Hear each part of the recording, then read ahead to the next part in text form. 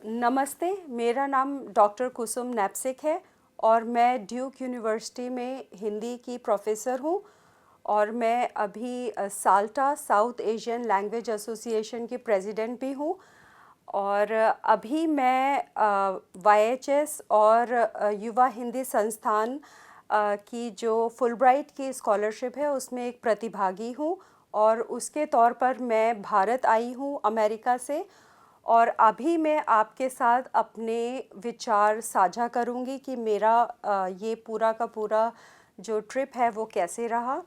तो सबसे पहले तो मैं आपसे ये बात बताना चाहती हूँ कि हमारा जो पूरा का पूरा प्रोग्राम है वो 1 महीने का है। अभी तो चल रहा है तो मैं कहूँगी 1 महीने का है और अभी वो ख़त्म होने को है। और हम लोग काफ़ी सारी जगह घूमे इसके ज़रिए, जैसे कि हमने सबसे पहले हम लोग दिल्ली आए।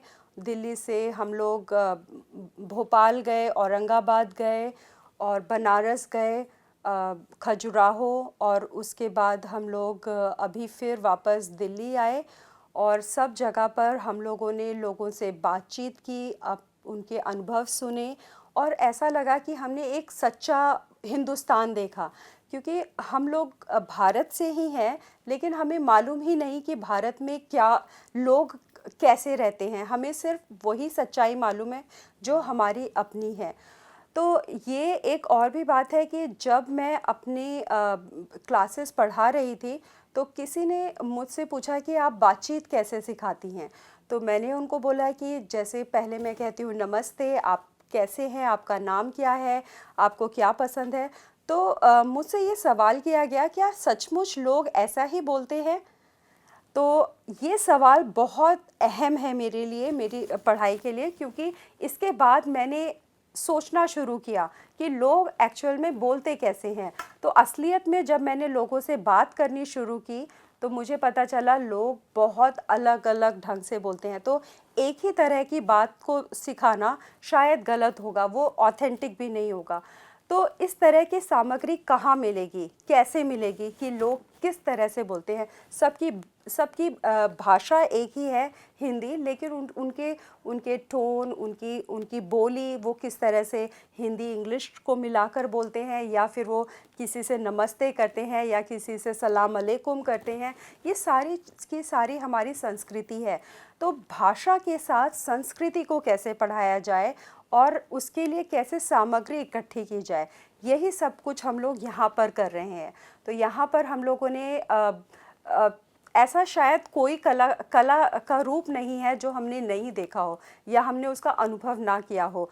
चाहे वो खजुराहो के मूर्तियाँ हो, चित्रकला हो, नृत्य हो, गीत हो, या किसी विद्वान से बातचीत करना हो। और यहाँ पर हम इतने सारे विशेषज्ञों से मिल रहे हैं और उनसे बात करने का मौका मिल रहा है, और वो हम लोगों को इतने अच्छे से हमें आमंत्रण देते हैं और हमसे बातचीत करते हैं।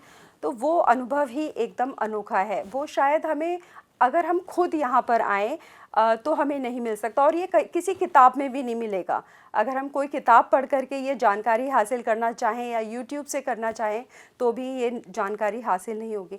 तो हमको ऐसा लग रहा है कि हम सभी लोग भारत को अपनी नज़रिए से देख रहे हैं, अपनी एक नए दृष्टि से देख रहे हैं और एक सच्चा हिंदुस्तान देख रहे हैं और उसको सहेज रहे हैं और उसके वीडियोस बना रहे हैं, उसके ऊपर लेसन प्लान कर रहे हैं।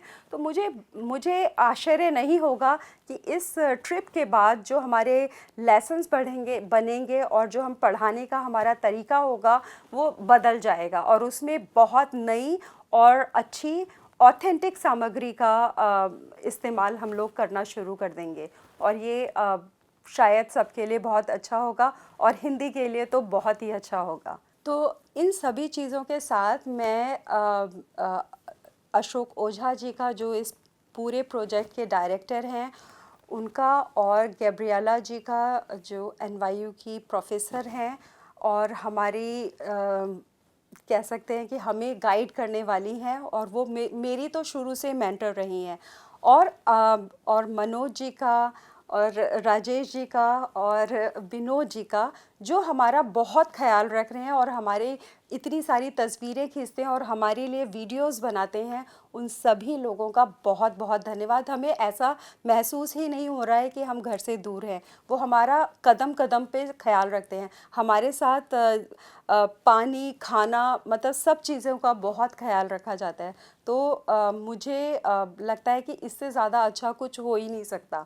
तो आप सभी लोगों का बहुत बहुत धन्यवाद, और उन लोगों का भी जिन लोगों ने हमें अपने इंटरव्यूज़ दिए, सब लोगों का बहुत धन्यवाद। भारत का और अमेरिका का और फुल ब्राइट का भी बहुत धन्यवाद। नमस्कार।